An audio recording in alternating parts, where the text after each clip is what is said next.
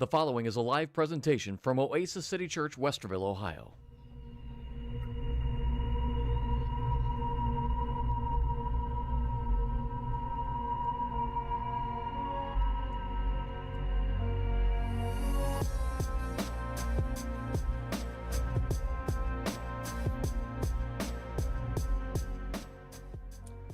Hello, and once again, we're here to talk about issues that are facing each and every one of us. Right now, racism and justice is the topic of the hour, and it needs to be the topic of the hour. We have protests and outrage and violence that's happening all across our nation, but actually, this week, we can see in the last few days, some things are calming down a bit, but you see a lot in legislation and a lot of push to say, hey, we need change to take place. I am Bill Thumalaris. I'm the lead pastor of Oasis City Church here in Westerville, Ohio, which is in the Columbus area. This is my wife, Lynn, and she's joining me again this week. And we are so happy that we have a special guest, and that's Kenneth Whatley. He is joining us today. Kenneth, we're so glad that you're here. You're not here just as a black man to talk about a subject, although you are here as a black man to talk about a subject. Absolutely. You're here because you're a leader in our congregation, and we honor that. You are not just a leader here in our youth ministry. You have a voice. You are also happen to be a young black professional, a male who has a leader in his community. Absolutely. You happen to be in the U.S. Armed Forces. You happen to be a dad. Absolutely. So there is so many areas that you can talk about. And I'm glad and I'm honored here, not just as your pastor, but I'm honored to be here as your friend because I want to hear what you have to say. Thank you. Right. You've said some things to me just recently that I think, man, everybody needs to hear. Everybody needs to hear what you have to say. So why don't you just tell us just for just a second here, because we're going to go right into a question that just came in. Okay, but if you just go tell us, just greet the people. Tell us who you are. Hello, Oasis. Kenneth Whatley. As Pastor Bill said, I'm a youth leader here at Oasis City Church. I think I've been coming here about 4 or 5 years now. Yeah, more than 4 or 5 times, right? I am a proud father, proud patron of the world, the United States. I serve my country, and I love being here. I don't know if that's enough. Or no, man. I don't know how much time I have. And what do you do for a living? I'm fully employed by the Ohio Army National Guard. All right. I'm an active duty recruiter. I'm hitting my 7th year of active duty service and 10th year of being in the Ohio Army National Guard. So. Well, man, we totally support and honor your service to our nation, as well as just being full-time. I mean, that's big, and you get to be here, and I know that's important to us as a local church, because it's not just that you're somebody that's serving and you're way out there somewhere, but you are right here in our congregation. Yes, I'm thankful that you're here. We want you to be right here. Right here. But you are here in our congregation each and every week. I know COVID has its thing, but we're back. But you're on a Zoom call every week with our youth. And let me tell you, our son speaks very highly of your Zoom calls. Thank you. That's true. He does. He told listen, Dad, Mom, he is awesome. He's doing a great job. So. Got you on Cash App, man. Shout out, right? Cash App. You know he's going to ask you too. He'll be like, "You said Cash App." Well, we do want to tell each and every one of you that we are live right now. This has not been pre-recorded and all that. So we want to hear from you. If you have questions, if you have something you would like to say, if you have something you want us to address, you can email the church. info@oasiscitychurch.com. We have moderators looking at that right now. You can just chat on whatever platform you're watching if you have a question, and then they will let us know, and we want to answer that. Last week we had an in-depth conversation about our experience as an interracial couple, and we had some questions that came in last week that we didn't get to all the answers. And so one of the questions was a pretty, in my mind, a loaded question that we couldn't just answer in 1 minute, Kenneth. So I'm not trying to put you on the spot, but we're going to put you on the spot. I feel like we should just come right out of the gates, accepted. But this one. So this was a question that came in last week, and I addressed it, Lynn addressed it, and it's something that it deserves more than just a couple minutes, because we have a lot of perspective. We'll probably be talking about this for multiple weeks ahead of time, but I want to read this question. I want to give you an opportunity to speak into it because of a man in your position. And here's the question. It says, why are so many white evangelicals are supporting the president, his actions and comments that we as black Americans see as insensitive, racist, and divisive?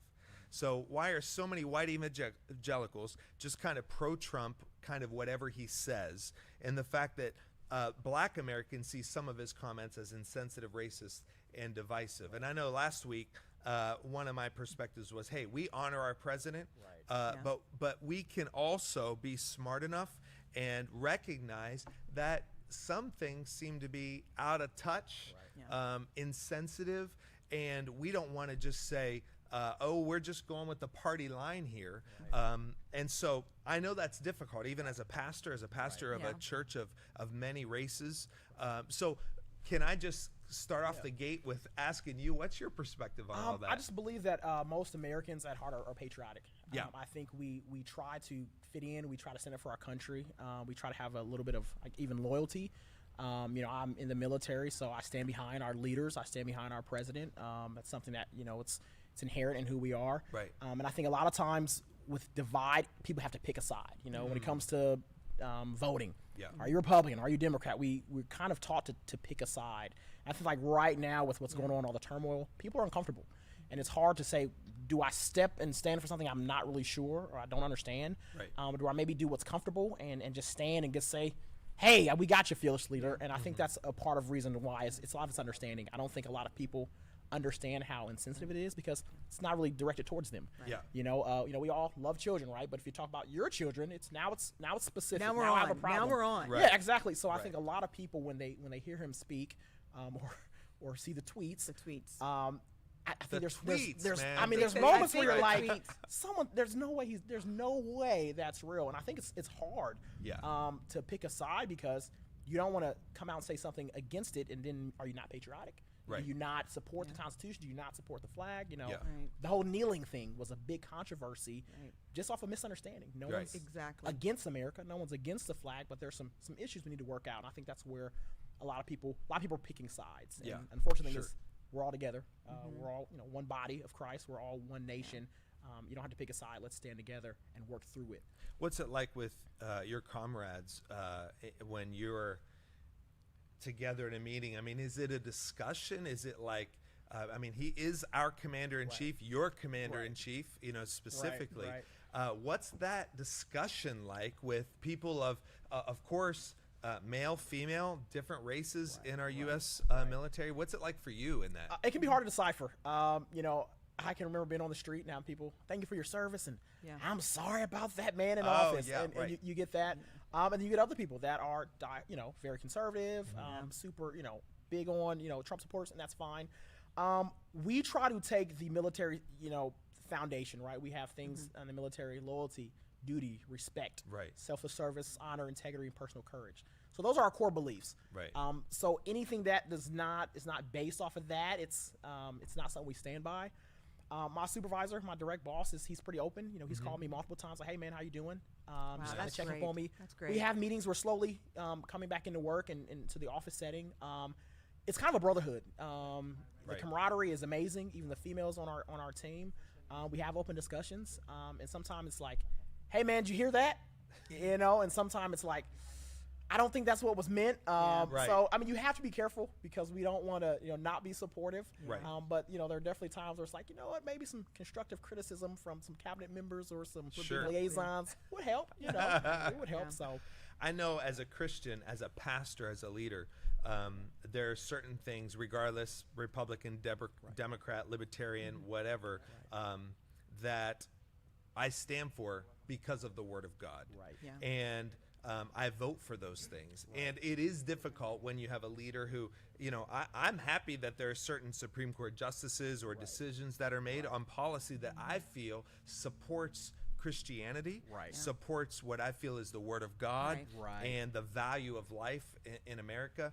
And there are reasons that we vote on those things, but I can't be somebody who just as a leader says, oh, everything that somebody says is A-okay. Right, absolutely. And that's the challenge. But I think we can have conversations without devaluing anyone. Right. Obviously, when you get to that point, there's some conversation. What I'd love to do right now is just talk about you, Kenneth. Just tell us about your story, who you are. I know you're. I know who you are. Right. But people need to hear about who you are. So just talk about what it's like being you and where you've come from, how you got here. My family's originally from Cleveland, Okay. Ohio. Myself, I was born in Columbus. We moved back to Cleveland when I was young, and then relocated back to Reynoldsburg, which is a suburb of Columbus, when I was about 7. Pretty suburban life. You know, I think there's a lot of things that you go through in life that you're unconscious of, you're unaware of. So growing up, you know, for a large part of my, you know, early childhood I went to school with people that didn't look like me. Yeah. So it wasn't too bad. I mean, children don't know, Right. but it was, you know, you come home and you kind of, you know, things, you know, you hear things, you say things, you know, can you dance? You know, can you rap? And of course you can sing. yeah, you know, it's intentional. You can sing, right? You know, basketball, like, hey, we got to get Kenny, you know, and I'm like, freaking hey, dunk. you know, exactly. No, and you kind of get those things, and they're warm-hearted. You know, like, Right. you realize Right. they're good intentions, but it's like, you know, you kind of like, I get tired of being the one that has to tell you, hey, that's not okay. For the most part, it was good. As I said, I would go through, you know, school during the summers. I would go back to Cleveland to be with my grandparents. My father was unfortunately incarcerated at the age of 8. Okay. So that was tough. So now it's a new dynamic of, you know, still going out in this world that's a little bit different than what you look like, what you're kind of used to, but also coming home and not seeing someone that looks just like you. Right. My mother did the best she could to raise me and my sister. She did a phenomenal job, but it's tough because you see a lot of those burdens on her. You see the working 2 jobs. You see the stress from coming home and just trying to make a better life. And then even more so over the summers going to Cleveland. You know, I had cousins and family members that lived inner city. So Right. I was humbled enough to see the dynamic difference it made for me as far as education, as far as, you know, speaking. You talk proper, you know, Right. even in front of law enforcement. People can almost tell, like, okay, you're good, you're safe. Just because you spoke different Yeah, than someone else. yeah. You speak white, you know. Wow, right. You must have both your parents in your life, you know, things like that. And you begin to realize, especially in the inner city community, it's not so much practice, but people are hurting. You know, people don't have much sometimes, and so it's affecting me that you do, and I can't understand why you have this and I don't. But for the most part, pretty good childhood. As I progressed in school, high school, you start seeing more minorities, things like that. I enjoyed it. I think we talked before briefly on the issues of like kind of policing. Right. There was an experience I had when I was a freshman. Just had a playground playing basketball with some guys. I think, you know, I'm 14 at the time. Okay. Now, is that here in Columbus or was it was in Reynoldsburg? It was at one of the, Okay, one of the got it. elementary schools, All right. early 2000s. And this is when you start to kind of step back and go like, maybe there is a little bit something more than, you know, because you kind of have those thoughts to yourself, like, oh, maybe I'm overreacting. Right. But I remember there was an incident of a few friends of mine. We were all in high school together at out at a park playing basketball. And there was a kid, you know, white kid who just, you know, today was just the day that he just wanted to express some things he felt. Got it. And maybe he learned it somewhere, you know, we don't know. But it was, you know, you know, you N-words, you know, you monkeys. My mom had always raised me, you know, it's not what people call you, it's what you respond to. Right. So, you know, I kind of just shrugged it off. You know, I was an athlete, so I'd been called out of my name before, wasn't first.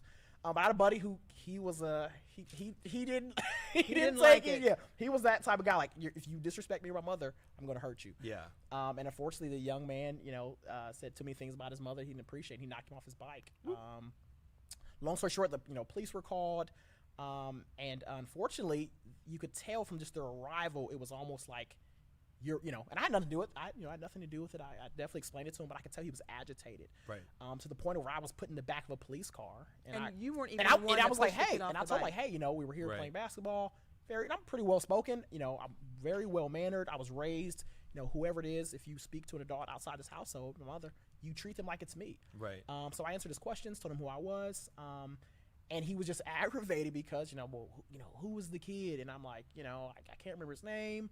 And so now I'm at a place in my life where it's like, I'm telling you what happened, but you don't seem to be concerned about all the things that happened prior to that. You're trying to go pick this kid up.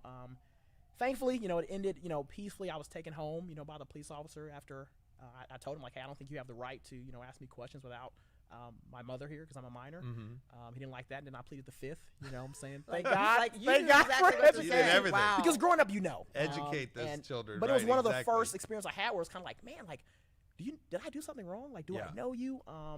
And that's something that has kind of stayed with me as I've gotten older, especially in recent times where you see, some police, acting out in a manner that's not acceptable. So then you grow up as a black male, you can't change that. You can't Correct. change your skin color. Not that you would want to if Correct. you could. Right. We're just saying, hey, here you are, Central Ohio, Right. Mid-America. Correct. You're growing up. You're in between two cities a lot. Yeah. And then you decided on your own to join the United States military, Correct. U.S. Army, National Guard. So what led you to that? Correct. And what's been your experience there, especially in the sense of with I mean, we talked about our president and such in that regard and your response, but what has it been like as far as the support that you've have or haven't had in that regard? So what led you to there, and what's it been like? Well, after graduating Reynoldsburg High School, I attended Mount Union College. I was an athletic training major. It was fun, but college was kind of like, I just did it because I wanted to make my mom proud, right? Yeah. Go to, graduate high school, go to college. So my freshman year, it's kind of undecided. Track was fun, but at the collegiate level, it's intense. And I'm not really having fun. Credit hours. So I was trying to look for something a little bit more than just a degree. I mean, I know it's the American dream, but I wanted something a little bit more, significant. So at the time, I had a close friend who had joined, the National Guard. My mother was not really big on military.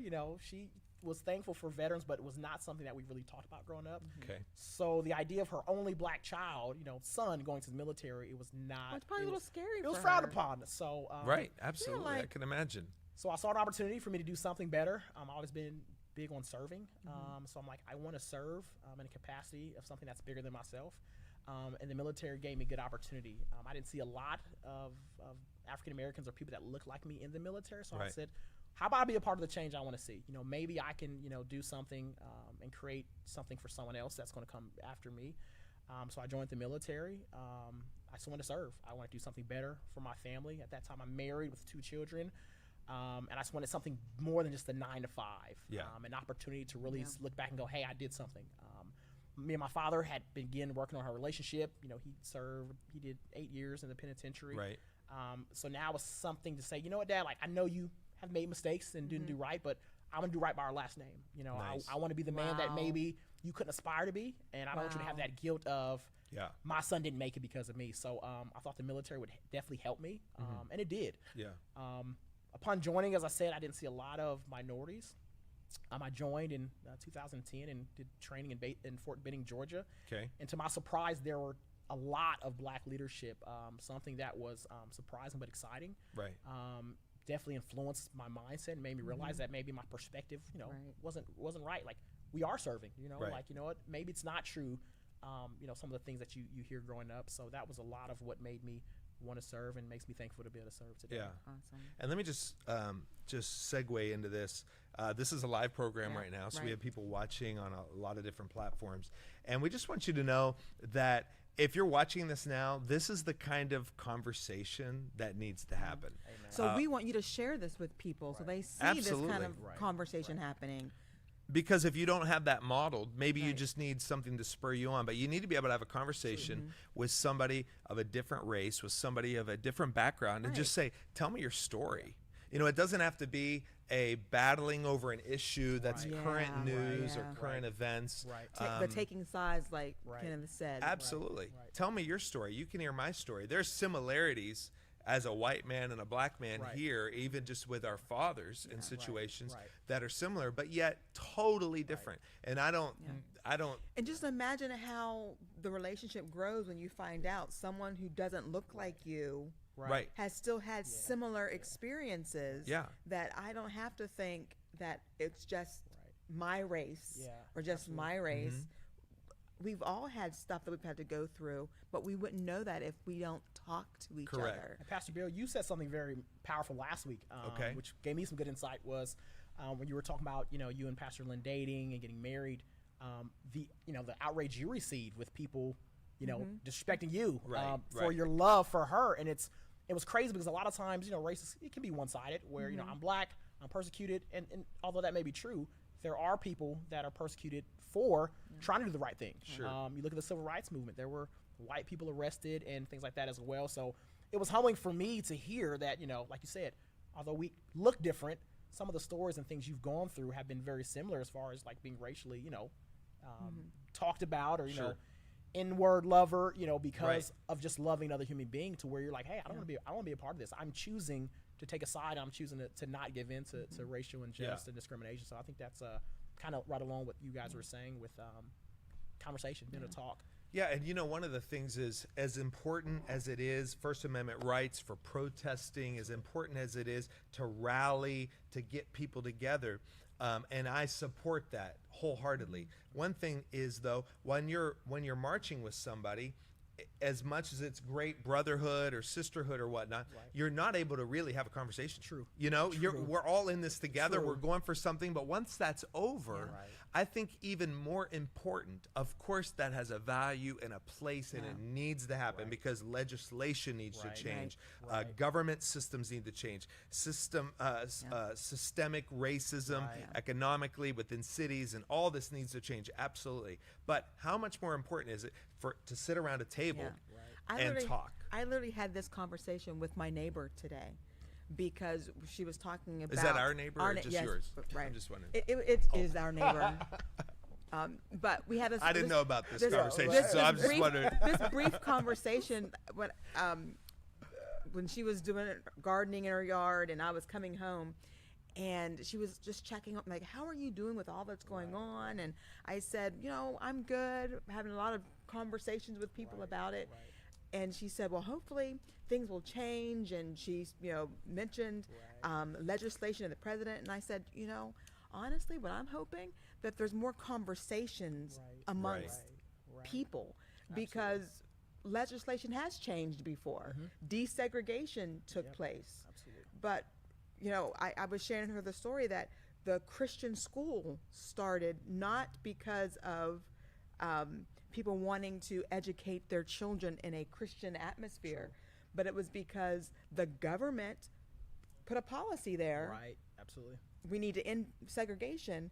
So white Christians decided to start a school that they didn't have to be a part of desegregation. Yep, so for me, it's all about these conversations, because the government can do all kinds of things. But if we as people don't have a heart change, loving each other, talking to each other, no matter what the government does, it's not going to change things at the root. Right. Yeah.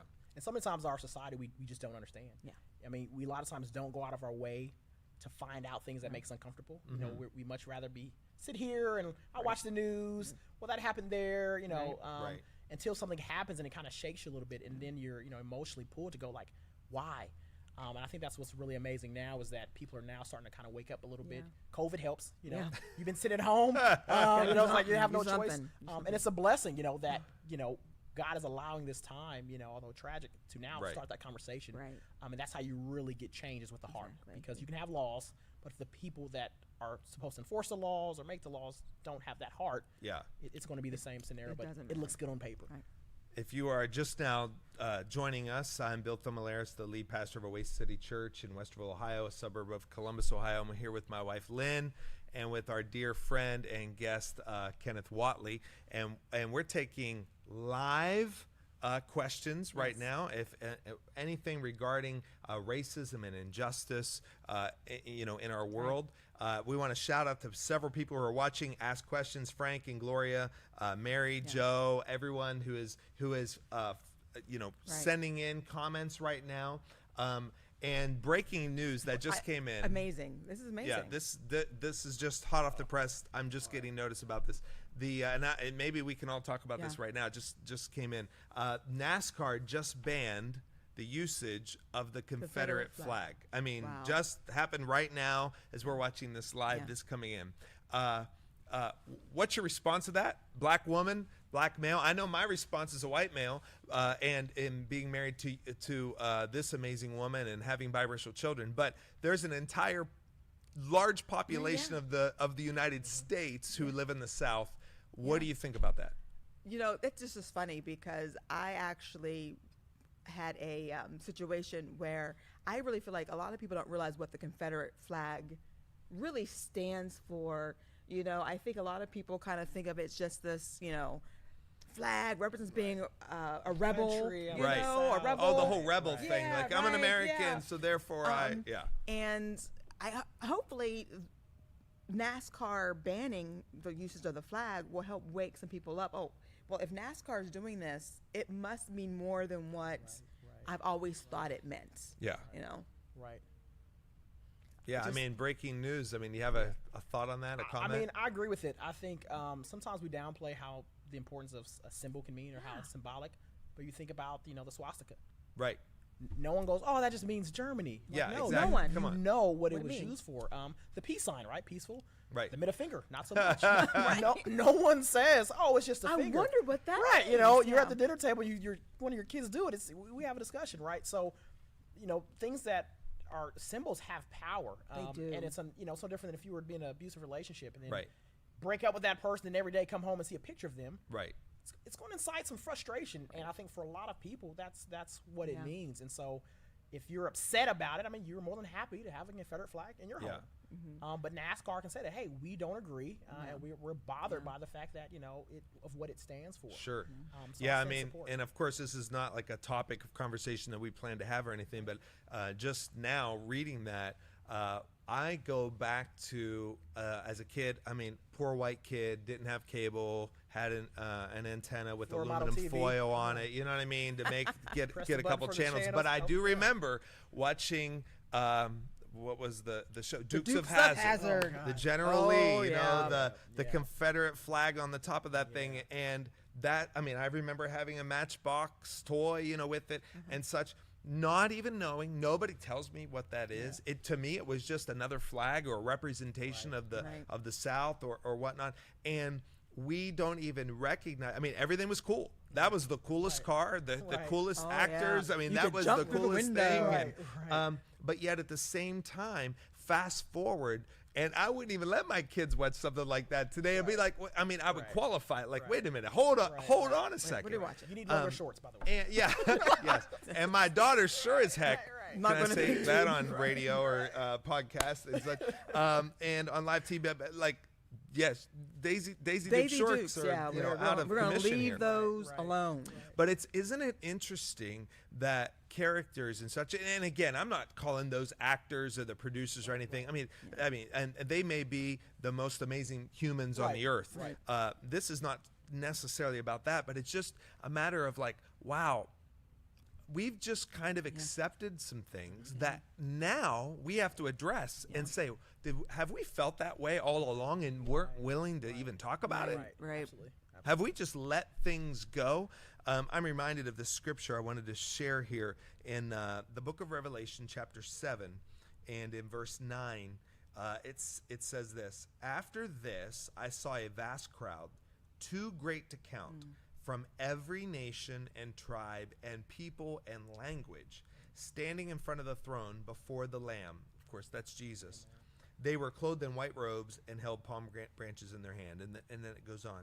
But here's the description of heaven before Jesus. There is a vast crowd, too great to count. So many people. Just think of every rally.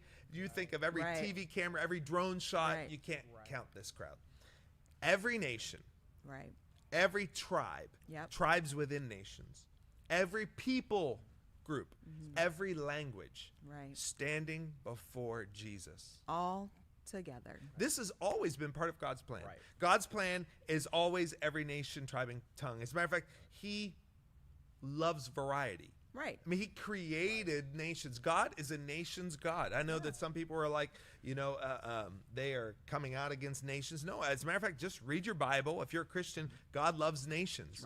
And it's not that He is trying to say one's more important than the other. No, He's divided groups into nations, peoples, tribes, tongues, but they're all equal.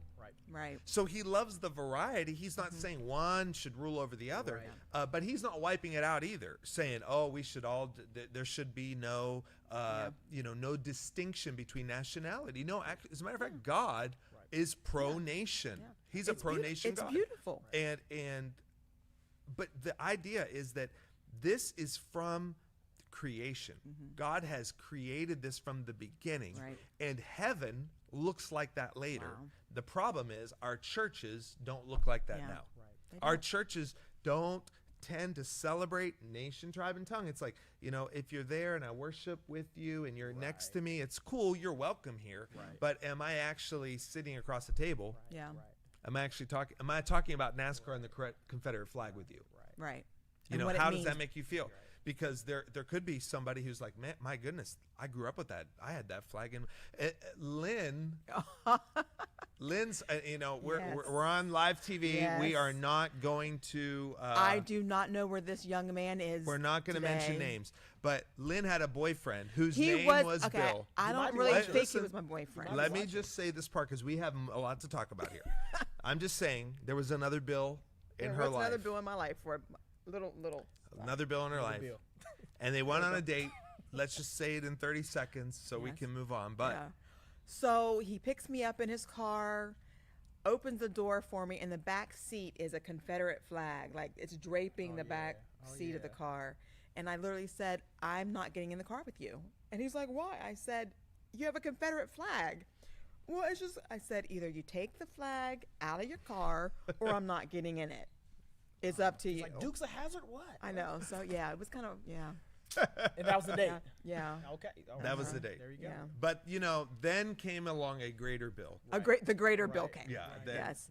That relationship did not really last. I think we went 2 places together. So we want to move forward here in that. We can talk about the Confederate flag a little bit more later and Lynn's experience with that. But here's a question that's come in. Okay. Again, we're live here taking questions. Yes. So if you have a question, feel free to send it on any platform. We have people moderating this right now to be able to take the questions, submit it to us. But the question is, there's a lot of chatter now about defunding the police. The question basically is, do you agree with defunding the police? Also, do you agree with defunding the military? Right. So, hot topic now. Kenneth, you're the guest, so you get the first crack at this thing. What do you think when people say, hey, we should defund the police, we should defund the military, and this is our stance? One, do not defund the military. I need a job, so don't do that, okay? Yes, we need you employed. He's got kids to feed. Well, I think there's 2 different entities. You talk about the military, I mean, that's federal. Right. A lot goes in that. Education, we spend a lot of military funding for education, sending soldiers to get their college degrees. Right. Promotions, money. I mean, you're talking about food for our troops. So there's a lot of different things.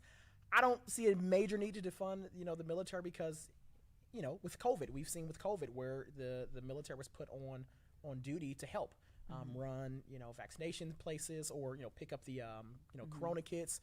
So the military, has been needed. I think with the police, though, if needed, I can definitely see it. I think Columbus is about to pass a $500 million budget or something like that. I think $4 million might be going to the police. What are you doing with that $4 million? Right. I don't think there's a need for military grade weapons. Some of the vehicles they're using, some of these protests are vehicles that the military has used overseas in combat. So I do think there's an issue there. I'm okay with, obviously the police people that's going to protect and serve us. If you're protecting and serving, yes, you should have some money, but I don't see a need for you to have military weapons. We're not about to, do the, Middle East conflict in downtown Columbus. So I do see a need to either look at how that money's being allocated. Are you doing programs for the military or, for the police to talk to the community? Are you doing like outreach programs to bring in people so we can talk about laws, resisting? So are you educating people or are you just simply, just kind of using money frivolously? So I guess thumbs up, for defunding the police as needed. And Army, do no. I would agree. Definitely would depend on what are the funds for, because we really do need to look into, are they using some of their funds to help educate police officers on racial issues and how to talk, how to handle these types of situations. So if they're using the funds to help our police officers to be more educated and understand how to work with groups of people, how to, to recognize when they have racial issues that they need to deal with in themselves, those types of things. But if you're saying that some of that money's going to them having like crazy brand new Chargers, like, do we need So ultimately, we're saying, I mean, if I hear you say correctly, and I personally agree with the idea of reform needs to take place. If it's money for reform. If reform doesn't take place, maybe some of this money can be wasted. Maybe it needs to go to other things. But if we could use the funding to reform training, mentality, investigating, hey, you're not a fit here anymore. You're done. Go for another career because we can't trust you policing our streets. If that needs to take place, if there needs to be funding for investigation of personnel, even investigation of policy, then I'm all for it, because reform needs to take place. We're a major city, not just in our state, but we're a major city in the United States. And even Columbus, Ohio, we could be an example. And our police force,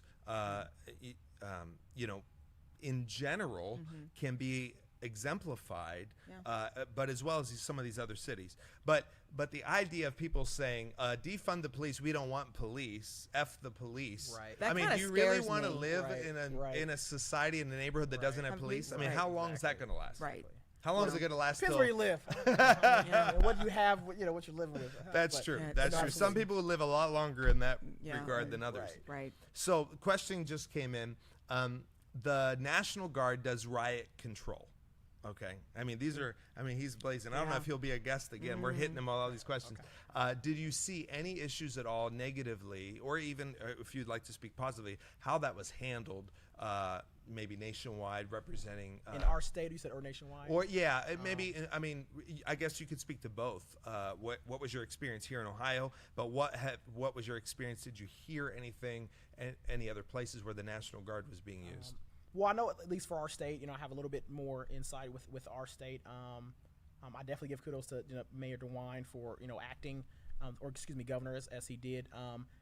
I didn't see anything. I was actually out there. The governor encouraged us to go peacefully protest and whatnot. I was not called specifically, but I was able to speak to some of the soldiers that were on ground. And to be clear, with the National Guard, when we're called, it's not to hurt or police the people. It is to strictly ensure that no one, whether it be police or civilians, are being injured. I think a lot of times people see military and think like, oh God, they're here to get us. They're here to enforce. Martial law. That's not going to happen. We're strictly there to ensure that businesses aren't being damaged, things aren't being burnt down, but also that the police aren't inflicting pain or anything like that on the people. So from what I saw, it was just presence. We just want people to know, hey, we're here. I did see nationwide there were a lot of National Guard men and women that were speaking with the people. Hey guys, we're here for you. We're paid. We're paid. Your tax dollars. Pay our salaries, and that was good to see. I saw a few just conversations between innocent bystanders, regular people protesting, and the military, and they're like, hey. We're not here to attack you guys. We're here to just make sure everybody's safe, and that was comforting because a lot of times people see military and think, oh, like you said, they're here. They're locking us down. I'm glad you said that because I didn't realize that was the role of the military. I don't think people really say that the military is coming to make sure both sides of the issue are playing nice together. I think TV, social media, movies make it seem like when the military rolls in, we're taking control. And now it's all about us and what we're going to do. Yeah, as a matter of fact, there were some news reports. I know National Guard. I know there was a whole big issue in D.C. with the mayor and the president, and get the National Guard out and so on and so forth. But some of the reports that I saw were unarmed National Guard members who were literally painting over graffiti or cleaning up streets, protecting, like you said, being a mediator between two things. It seemed to be something that was very positive, but yet there were people enforcing. We love the fact that the National Guard's here, and then there were some that seemed to say, get the heck out of Dodge. We don't want your presence here because you are a threat to us, or somehow you represent the president, and I am anti-Trump or anti-whatnot, which says you're not welcome here. That might not have happened here in Columbus, but did you see any of that take place? You see it a lot, and it's in our name, National Guard. Our job is to guard the nation. So we were on call for COVID-19, helping out with that. We've helped out with the water crisis, wildfires. We're there to help support the nation.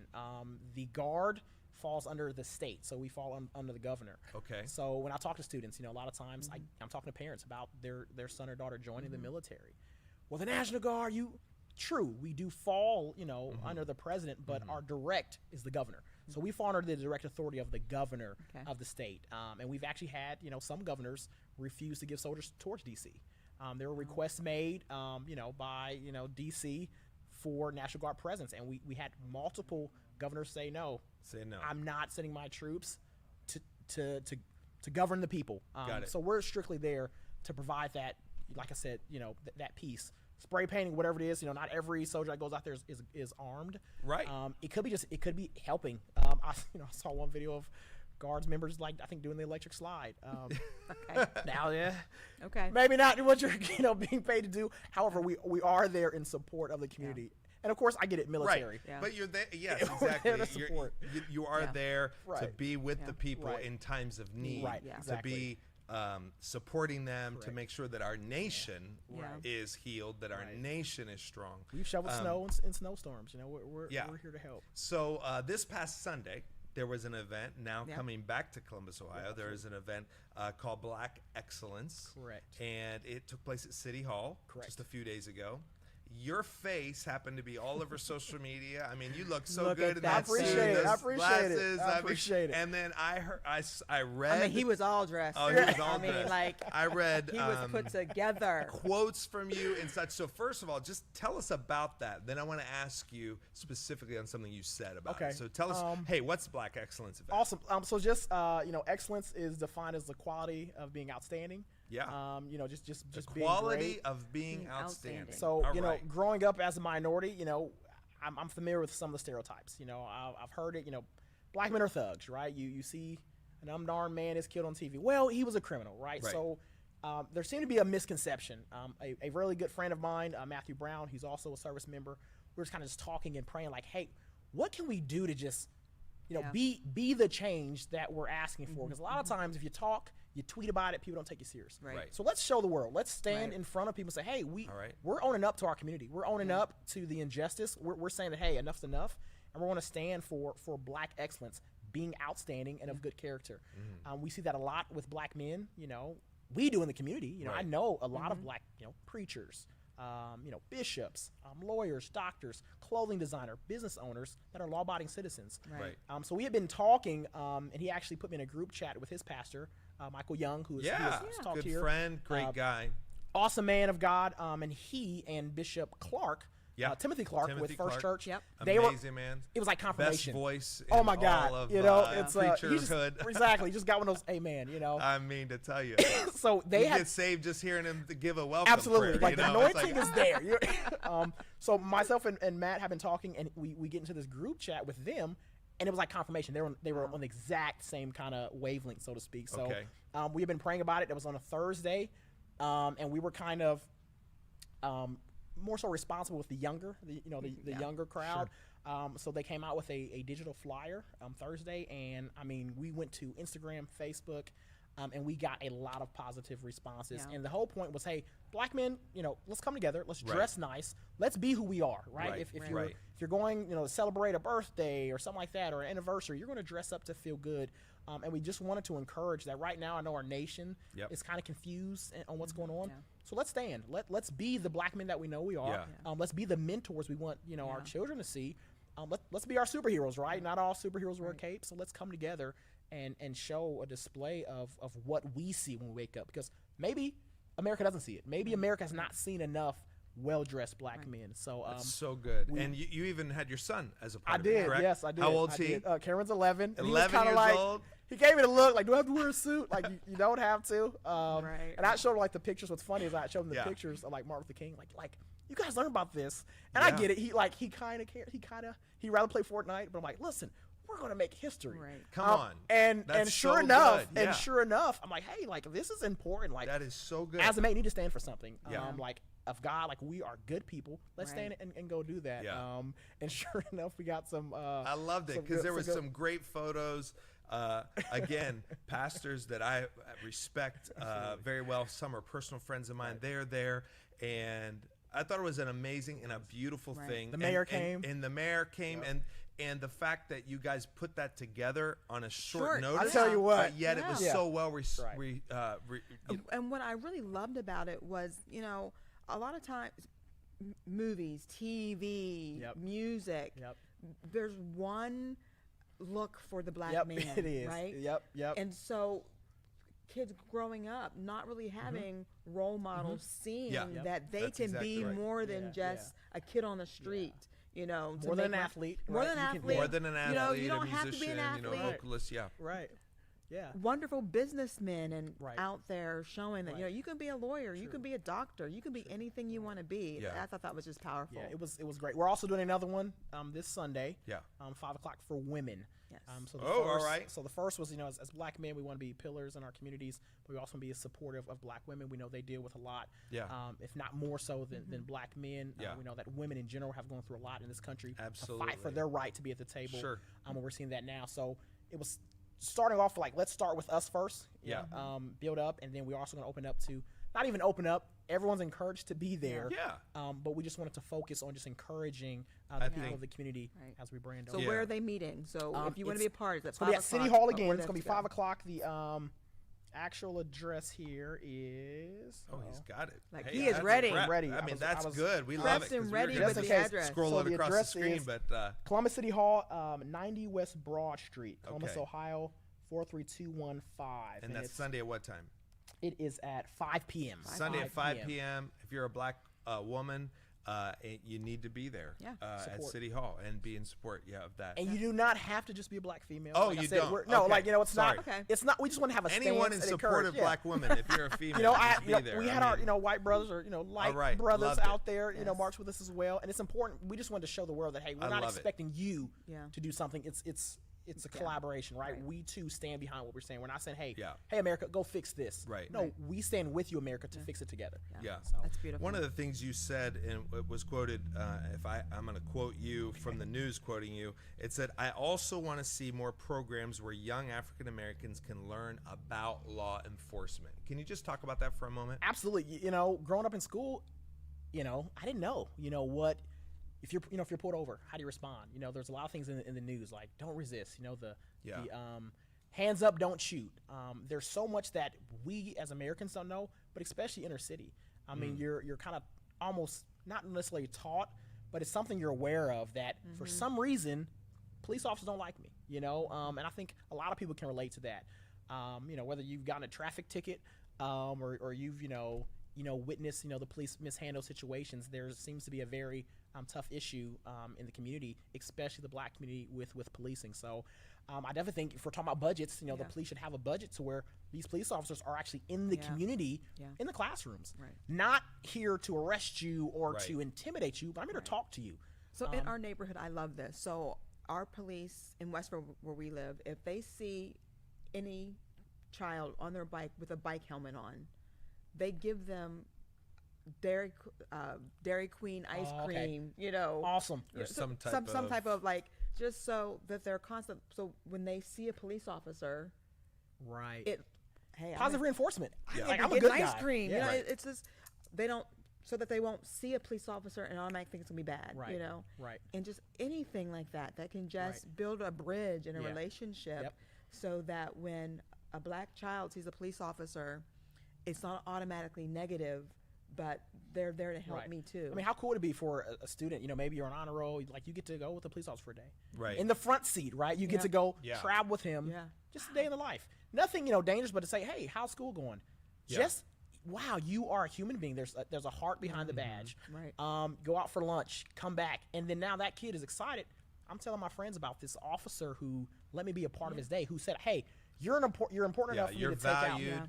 And see, that's part of the reform that we're talking about. What if dollars were spent to really reinforce and bless and encourage the relationship between officers and children, and then teenagers, particularly teens, to be able to say, hey, I know how to respond. I know how to just react to an officer that's walking up to me. I don't have to run immediately. I don't have to do this. I don't have to hide. I can be well spoken. I can relate. I have something to relate to other than what TV shows me. And unfortunately, true true news media that shows brutality and such, that just says, hey, the police are against you, not for you. This is where that reform has to happen. And as Christians, we have to be the forerunners, saying, hey, listen, we've got to be standing as churches and as Christians to say, we support our police, we support our our parishioners, our people, and most of all, we support somehow this unity and this blending and this support that we have one for another. So the one of the statements that came in just recently said, good intent doesn't excuse bad behavior. Good intent doesn't excuse bad behavior. And it came in a little bit earlier in response to what we're saying about tweets and such, where I have intentions on one thing or policy, but my behavior is saying otherwise.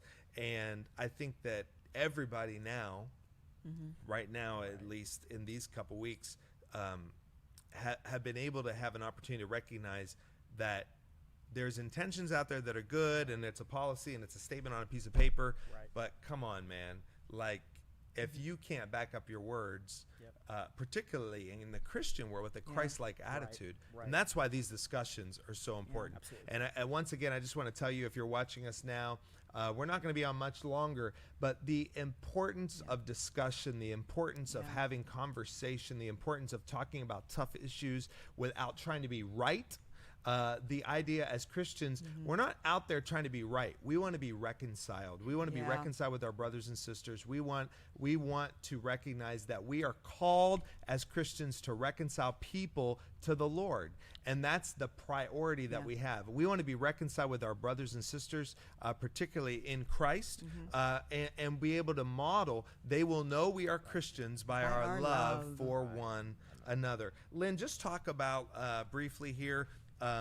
We gave an action step, and last week our action step was to meet with somebody of another race for just to talk. So I want to hear from you, first of all. If you did that, we want to hear about it. Please type it in. Let us know in the comments section. Well, I made it clear last week that I would probably check in on people. So what I did was I made it a point. Did you do? Well, what I made a point of, I do a women's coffee group of women from our church. And so I made this part of our discussion. So they were kind of, they got stuck in a conversation, whether they wanted or not. And I broke them up into groups and made sure those groups were not only different races, but different age groups. And it was beautiful because every time I would go to a different group, they were really in deep conversations. And I just thought it was just so special because they were hearing stories from each other, whether they're white or black, where they had experienced racism and what it meant to them. And one of the young ladies just broke my heart because she was talking about where she grew up. And she said, I graduated in 2012. And when I graduated, they still had 2 different homecoming courts and prom courts, a black one and a white one. Dang. 2012. Not here in Ohio, right? Not here in Ohio. Lord, Jesus. And she was just like, oh my gosh. But this is 2012. Wow. 2012, just 8 years ago. But in these conversations, I'm just watching these women find healing as they're having these conversations with each other. And it is just a fact that if we begin to have these conversations, healing can really come, because that's when heart to heart can come together. And I had a couple other people having conversations that they came back to me and sharing the different conversations they had with someone else. And I really know that it is time that we do see healing take place. And it's not going to happen top down. It's going to happen side by side. That's where that healing is going to take place, side by side. Me coming together with someone who I didn't grow up with, I don't look like, and listening and talking and sharing life together. It's just a beautiful thing. One of the things I appreciate about you, Kenneth, is the fact that you're a youth leader here in our church. So you're not just here as a military guy. Hey, by the way, ladies, this man is single, 32 years old. He's available. He's a great father. Him to do this. He's a great youth leader. I mean, yeah, get everything all ready. I mean, he's going to have some comments coming in. But you're single. I mean, you're a family guy, single dad.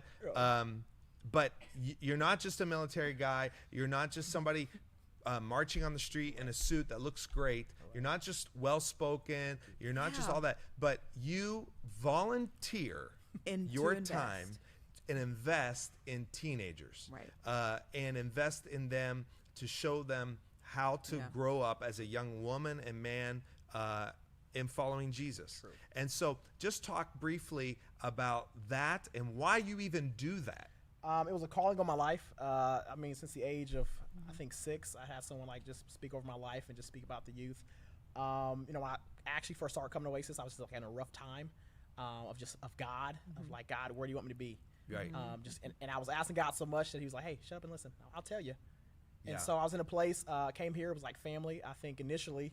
Pastor Lynn called me out. It was just. She called you out. I'm automatically led. I think it was Cullen. I think we were out, and I was coming from like training. I brought my kids here, and I was just interacting with them. I think it's important for me to know, like, hey, we're adults, but we care about you. Right. You know, I'm not paid to be here. I want to be here. And Pastor Lynn's like, oh, we found somebody to help out with the youth, and I was like, oh.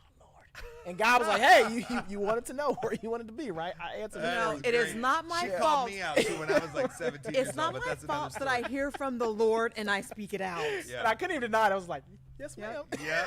And I said, and then I said, so the youth meets at 7 on Wednesday. I want to see you here next week. Yeah. I've never sang in my life before. She called me out. She said, we need you to help out with the boys choir and the thing. I was 17. I was like, what the heck? Right. But that's amazing. And I just want to honor you for that. I want to honor you for who you are, what you do, why you do it, because you're making a major impact. I'm going to close with this because we have to recognize as Christians that we're called to be healers. And we need to be a representative of Jesus. And so Isaiah 58 verse 12, there's this great passage of scripture. I don't have a lot of time to preach on it, but I do want to deliver it to our audience today. Those from among you, so just say that's me. Those that are among you. No, just say that's me. That's me. Yeah, oh, that's me. Yeah, just sorry. say that's me. Yeah, I was with those you, from among you. Those from among you will rebuild the ancient ruins. You will raise up the age-old foundations, and you will be called, ready for this, the repairer of the breach, the restorer of the streets in which to dwell. And I think right now as Christians, we're called to be the repairer of the breach. There's brokenness that we are called to repair. We are also called the restorer of the streets in which to dwell. Really the streets have so much pain. And God talked about this years ago, thousands of years ago in Isaiah through that prophet, and it's speaking to us today in the United States of America. We are called to be healers in our streets. We're not called to be dividers. We're not called to be social media. I'm on one side, you're on the other. We are called to sit at tables, to have conversation and say, how do we go heal the streets? How do we go repair brokenness? It's bridges that have been broken. How do we go repair the broken streets, the broken bridges in the United States? And we're focused right here in Columbus, Ohio. And I want to encourage you that. If you want to find out more about Oasis City Church or how you can be a repairer, you can be someone who's restoring, text more OC to 94000. Or if you're someone who needs restored, you need healing. You know, we have many people who will want to pray for you, be there for you. So if you have a need at all, a prayer request, anything, that more OC, you can connect with us on any level. If you want to date Kenneth, you have to go through an application process, but you still got to text believers only. More believers only to 94,000 and believers only. Yeah, yes. Female believers only. But we also want to tell you that this week's we have new service times. Yes. Come on, we are reopening as a church. We're so happy about that. We are live. Let me tell you this. We are live Saturdays at 6 p.m. on all platforms, our website, all social media, YouTube and such, starting on Saturday night at 6 p.m. We're actually live in the building here. You can register online. You can find all that information out on our website and social media platforms. You can register online to come to a service live. Yes. Then those services are rebroadcast at 9 and 11. Trust me, we will be there live as well with you on social media. We have great hosts and moderators who want to connect with you and talk to you. But we want to let you know that things are changing here, and we will see you this weekend, Saturday or Sunday, at oasiscitychurch.com. Just find us on social media. We love you. And thank you so much for tuning in, being a part of this conversation, for taking this to your neighborhoods, because we know that it takes all of us. We're in this together. And share this. Amen. Do that right now. Share this conversation so people can see what a conversation really looks like. That's right. Thank you, Kenneth, for being with us. Love you guys both. Man.